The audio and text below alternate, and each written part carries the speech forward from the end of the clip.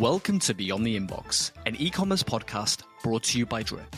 In each episode, you'll hear from top e-commerce marketers and founders who will reveal the customer-first strategies they're using to grow their sales, subscribers, and revenue. Now let's get into today's episode.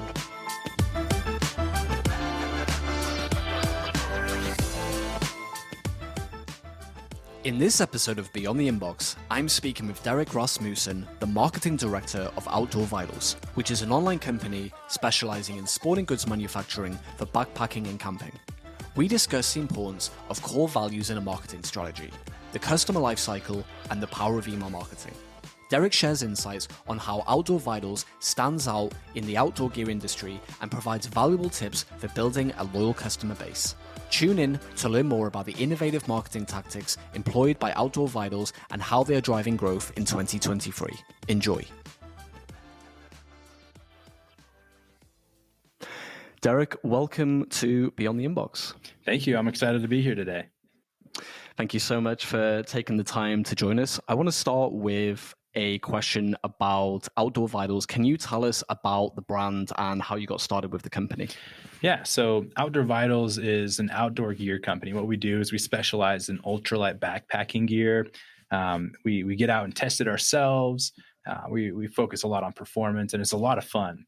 So how I got started with that is I was in college, and there was a speaker series going on at the university. And I was going there, and I was listening to these speakers talking about, they were basically sharing tips and tricks to, us college students and how we might get ahead in life a little bit more.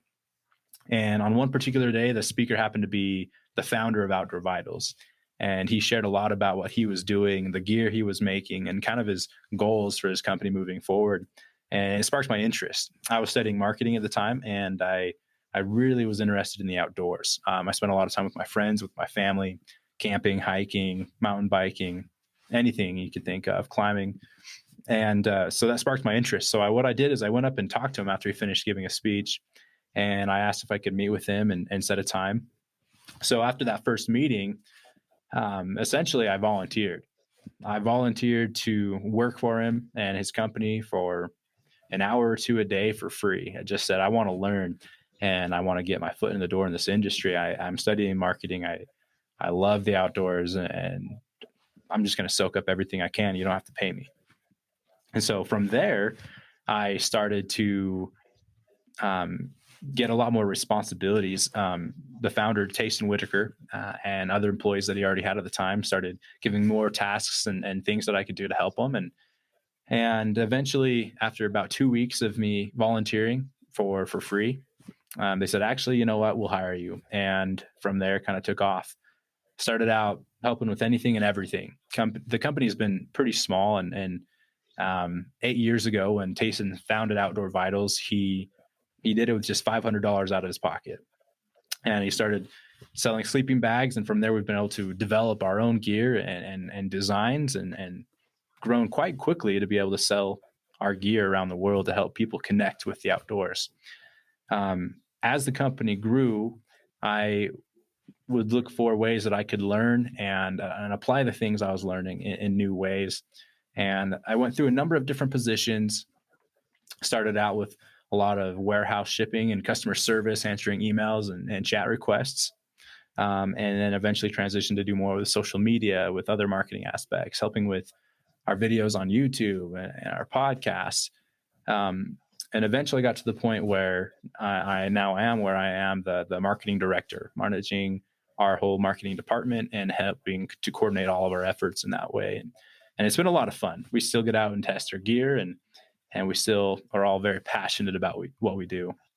That's a fascinating story, and it leads me into something I wasn't going to ask, but it seems like a fitting place to read out this quote I found on the Outdoor Vitals website. This quote is referring to you, Derek. It says, "He's the biggest marketing nerd you've ever met and can't get enough of being outside." Can you talk on what it is that you love about marketing? Where did that passion start from for you? I don't know. I think I didn't know I liked marketing until college, really. I was already at the university. I'd been there for a year, and I had no idea what I was studying and what I really wanted to do with my life, just taking some general courses for that first year. But I took a leap of faith and started to spend my time in more business and marketing related classes. And from there, I found out how much I really liked it. And what I realized is that my passion for marketing is gone beyond college and classes and the actual business side. What I really enjoy is helping provide value to people and also helping people to feel passionate or enthusiastic about something. That's something that I've felt throughout my life, even as a younger kid. Someone has an idea or I have an idea and I get excited about it. And then I like to help other people get excited about it until there's some action. With my friends in high school growing up, somebody would throw out an idea of something we wanted to do that weekend, and I would take it and run with it. I'd get really excited about it. Often it was something in the outdoors, camping or some new adventure we wanted to do. We wanted to climb up a new mountain, maybe snowboard down it or something. And I would try to get other people excited about it and invite as many other people as possible to come along with us and enjoy it. And so that's something that I've enjoyed throughout my whole life. And it's a part of marketing. Obviously, there's a lot to marketing and what goes into it. But for me, it's about real value and things that I truly and honestly feel will benefit other people's lives as well. I'm just excited to share it. And so that's a big part of why I went to talk to Tayson, the founder of Outdoor Vitals, after his speech. I realized that that's something that I'm excited about. I'm very excited about getting into the outdoors, connecting with it, and enjoying a lot of adventures out there. And with my marketing degree, that's something that I wanted to help others do. Marketing puts me in a good place to not only help people find gear that will enable them in the outdoors, but also educate people on how they can do things correctly. So they're going to be safe. So they're going to have fun, or maybe realize there's other activities or opportunities out there that they hadn't considered before. There's so much to unpack here, but I want to focus on excitement. And that's something that came across to me when you were talking about Outdoor Vitals core values. And I wanted to ask you, can you speak on, firstly, what Outdoor Vitals core values are, but also why they are so important to the marketing strategy today? Yeah, absolutely. So the core values of Outdoor Vitals govern all of our decisions: what we do, what we don't do, who we hire, whether or not we fire someone, and everything. And in marketing decisions and strategy decisions as well. There's basically 5 core values that are incredibly important to us. And those 5 are: live ultralight, be tenacious, ask why, act responsibly, and the 5th is hike in their shoes. These values apply not only to our business, but to how all of the employees of Outdoor Vitals try to live our lives. And no, not all of us are perfect and living every one of those values to the T, but I can guarantee everyone here does live the majority of those values to the best of our abilities. And that translates over in a lot of different ways. Our number one core value is live ultralight. It's not just about ultralight gear. It's not just about weight. It's a mindset. It's about simplification. It's about enjoying more without overcomplicating everything and putting more stress in your life. An example of that is, my wife and I, we like to travel, and we pretty much refuse to travel with more than one backpack each, something that we can bring with us on the plane as a carry-on. And that gives us a lot of peace of mind. It gives us a lot more enjoyment on our trips. As we are traveling around, we don't have to worry about extra luggage towing behind us, where to store something. If we're going from, one town to the next, we don't have to leave anything behind at a hotel or worry about it fitting in a taxi cab or on a shuttle or whatever it is.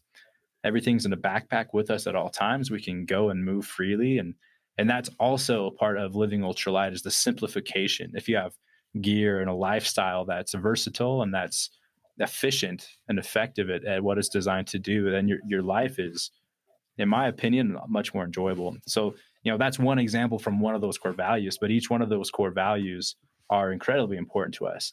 Being tenacious, not giving up just because things are hard. If there's a problem, let's push past it. And everyone at Outdoor Vitals has that personality.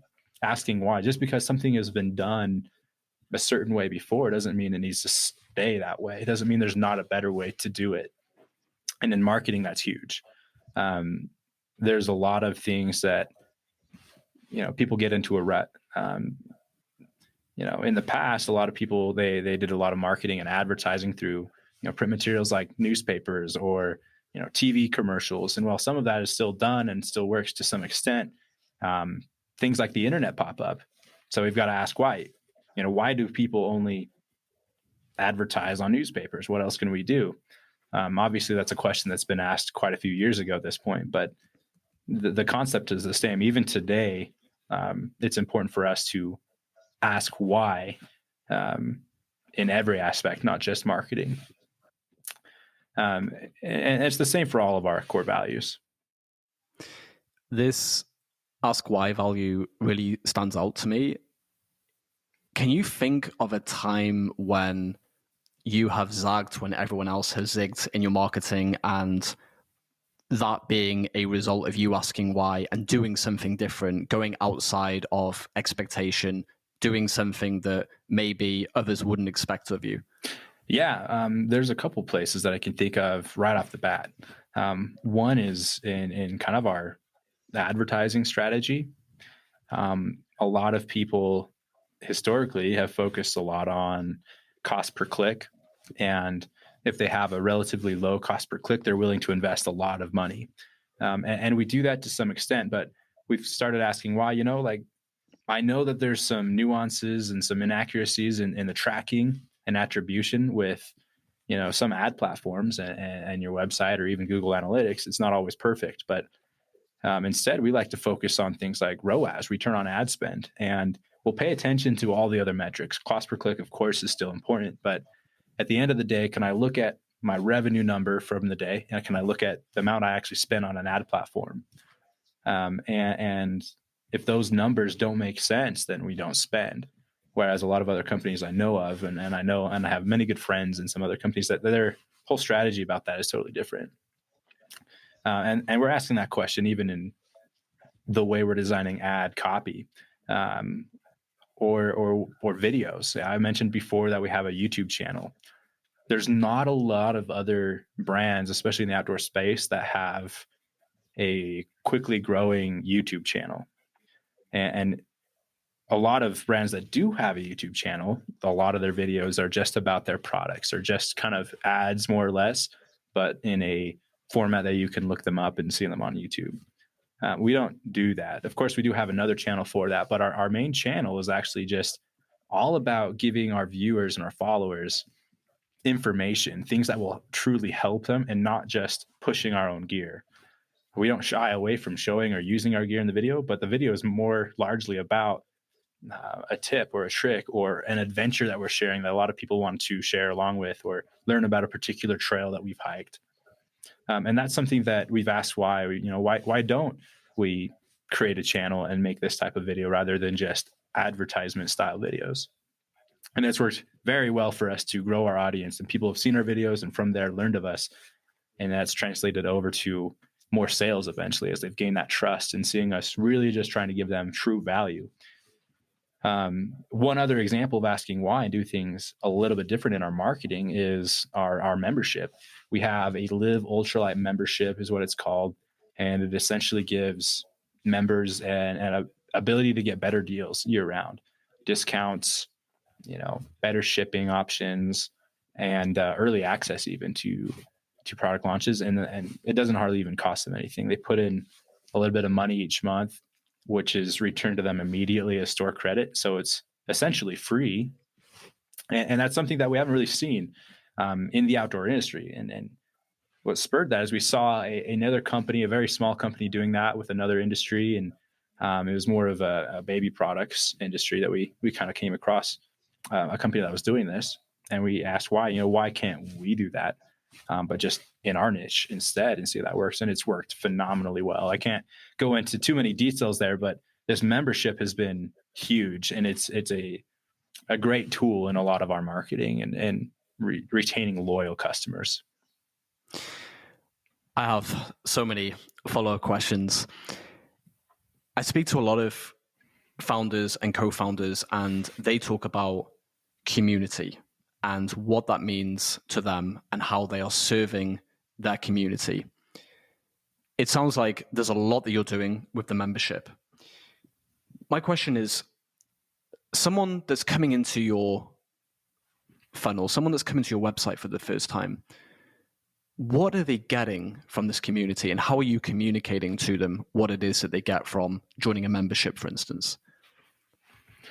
So one of the biggest things that they'll get as a part of our community, and specifically if they join the membership, is they'll feel included in a group of like-minded people. Another perk of the membership is access to a closed Facebook group. And it's a place where there's no trolls. Everybody that's in that group is there because they want to be. Everybody there is interested in learning, in helping each other out, and that's an expectation that's set even before they've signed up and joined the membership. Oftentimes, I'll see people post a question in that group, and they'll have some question about gear, about a specific trail or a trip that's coming up, and before we even get a chance or have the time to answer that question, because we're regularly always in that same group interacting as well. But I often find by the time I see a post, it's already got 5 to 10 comments answering and supporting and helping that person who originally asked the question. It's somewhere where you find friends without actually having to meet them face to face, that they'll help you solve your problems. They'll help you gain more confidence for backpacking, maybe doing higher miles on a trail than you've ever done before. And that's been awesome. A lot of times our members will build off of each other's excitement, and that's really fun for me to see. They'll be, we'll launch a product, and I'll go to the group after the product launch, maybe the first day, and I'll see tons of posts of everybody, hey, did you see this product? And yeah, I've already ordered it. I can't wait to get, and then as soon as that new product starts arriving at their houses, they're all posting unboxing videos and pictures, so excited to share. And that's been really helpful for us as a brand, just to keep some really high energy going. You mentioned a little bit earlier about how community contributes to retention. I want to switch gears a little bit and ask you about email. You and I spoke previously, and you told me that email is working exceptionally well for you right now. I'm getting your emails right now, and I have a few questions. I think I'll start off with one thing I noticed on the website, which I really appreciate, is you're using a website pop-up to collect emails, but rather than offer a discount like most online brands do, you're actually offering a checklist. So I wanted to ask you about that, the thinking behind doing that. Yeah, no, that's a great question. So all of our core values that I've mentioned before, those 5 core values, they influence what we do, right? And that includes how we do things differently. In order to stand out, in order to help more people connect to the outdoors, we try to do things a little bit differently. And one of those things is focusing on performance, not price.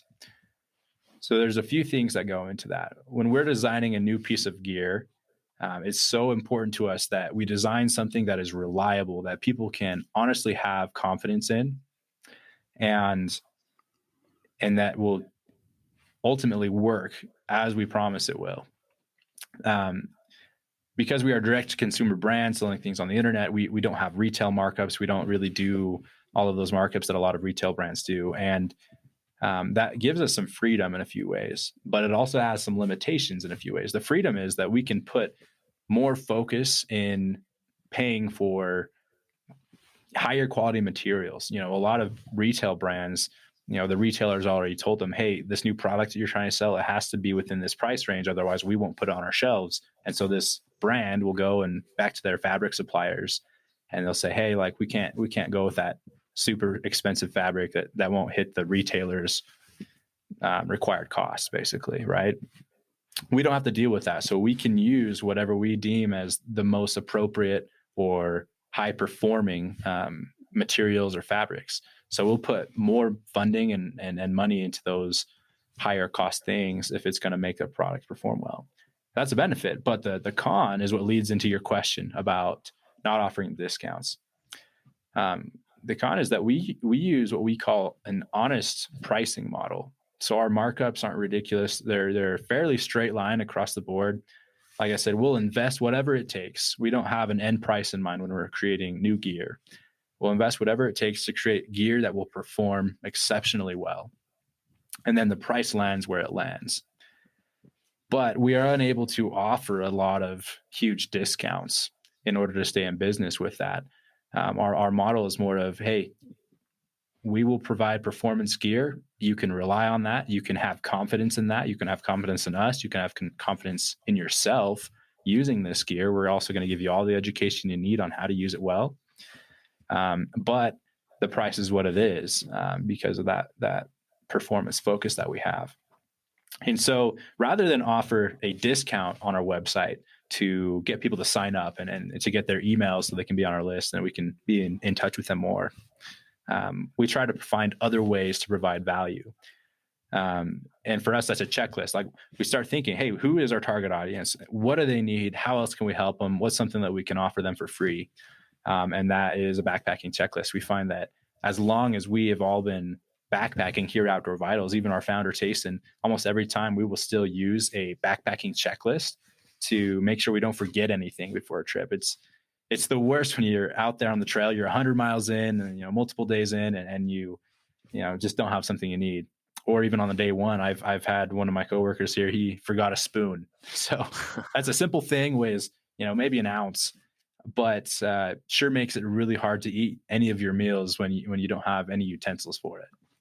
And so that checklist, it solves the problem, right? And that's something that we can offer. We've made it so it's editable, it's customizable for you and your trips, the gear that you have. And there's even some calculations involved where if you use the online version of the checklist, you can input weights and have your base weight of your backpack calculated based off of the different gear items you're bringing. You add a checkbox for the ones you're bringing, uncheck the ones you're not bringing, and it'll help you kind of estimate your weight that you can expect on the trip. So something super useful and super valuable to know as a backpacker. And we are wanting to offer that for free. It's not something that takes a lot of time or resources from us, but it's something that we can give. And so we do give it. And we found that actually does get us quite a few people to sign up and join our email list from that. That's tremendous. And it's something that really stood out to me when I saw it. Something else I saw recently, which I was very impressed by, it was an email promoting the new Oblivion sleeping pads that you just launched. And at the end of the email was a Q&A where people could ask questions. I don't think I've ever seen that in a broadcast email. And I wanted to ask if you could speak a little bit more on that. Yeah. So on almost every product launch, we have now made it a point to do those Q&As. That's something we started trying. Again, that goes back to our core value of asking why. Like, why not do a live stream that just during a launch event answers people's questions right off the bat? So now we've made it kind of a standard to make sure we do that every time. Those have been hugely successful. We found that it's something that creates confidence between us and our email lists as well.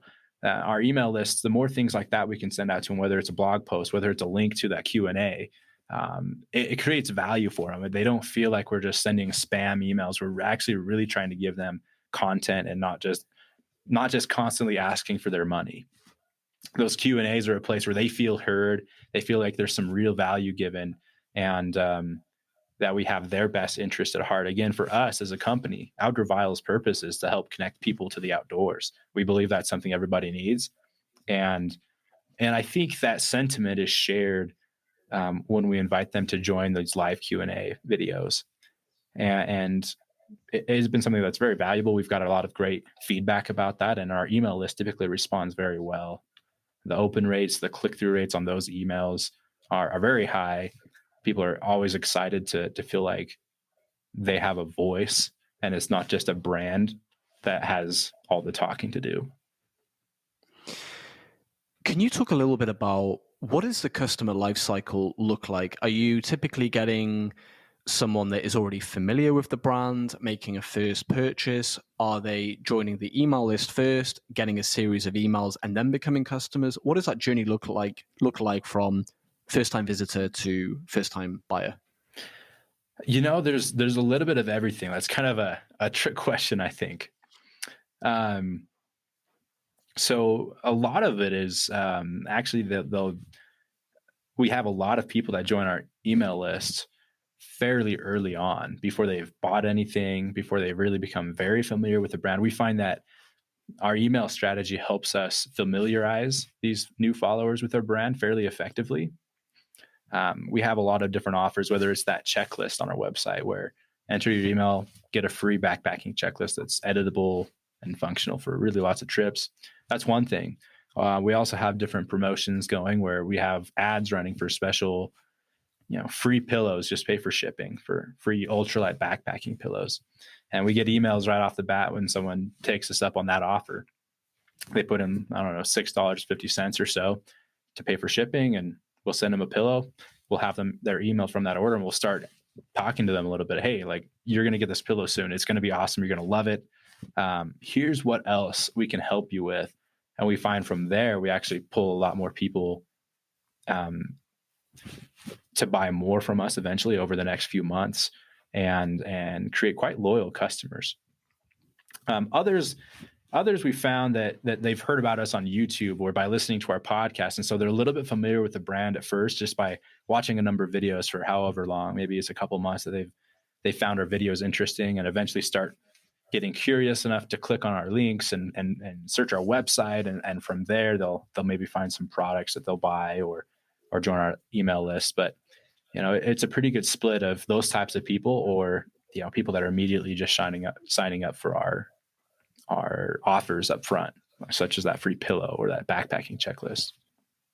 I really like that. It reminds me of almost a tripwire offer where as soon as someone has spent money with the brand, regardless of how much it is, the trust is there, and you can start nurturing that customer into becoming a brand advocate and maybe part of the community and so on. I'm just mindful of our time coming to an end very soon. And one of the last questions I wanted to ask you, Derek, was what are you doubling down on marketing-wise in 2023 at Outdoor Vitals? I would say there's two main things that we want to double down on 2023. One is our email marketing. I know we haven't talked about it too much on this episode, but our email list, because of all the other things that we've done and inspiring confidence by providing value, by creating gear that's performance driven, that once a customer does buy a product, they know they can rely on it.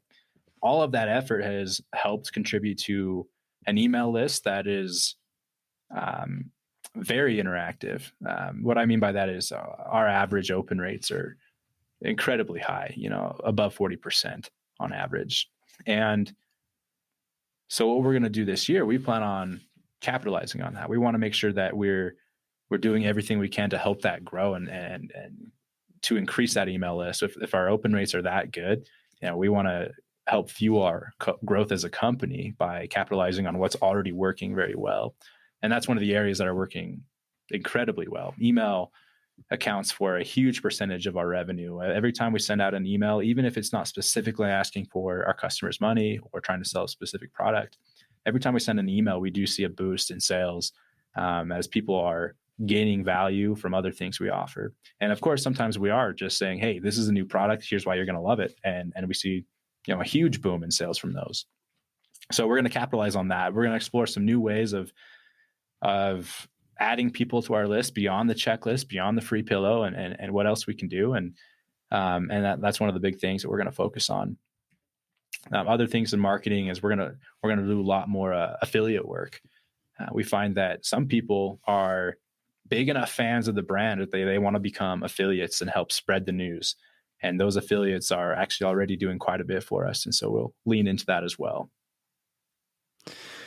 Well, at Drip, we are an email company, and we love to hear that people are getting so much out of email and automations. And I'm really looking forward to seeing the growth of Outdoor Vitals in the next year and beyond. And it's been a joy speaking to you, Derek. I really enjoyed hearing about the core values and seeing how those are expressed through the marketing. And I'm really looking forward to following Outdoor Vitals' continued journey. Thank you. I appreciate it. Thanks, Derek.